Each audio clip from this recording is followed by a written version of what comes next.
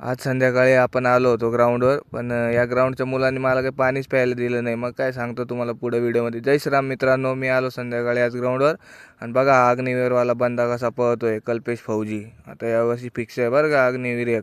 मग काय गोळा फेकायची प्रॅक्टिस पण चालू होती इकडं मुलांची. बघा कसा आउट ऑफ गोळा फेकतो आता. टेक्निक पाहून घ्या तुम्ही फक्त याची. आणि कमेंटमध्ये सांगा बरं का कोण कोण पोलीस भरतीची आणि अग्निवीरची तयारी करतो ते.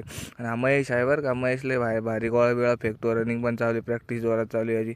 आणि भाऊनी काय डायरेक्ट बुटच फाडून टाकला, एवढी प्रॅक्टिस केली भाऊनी डायरेक्ट जोरात.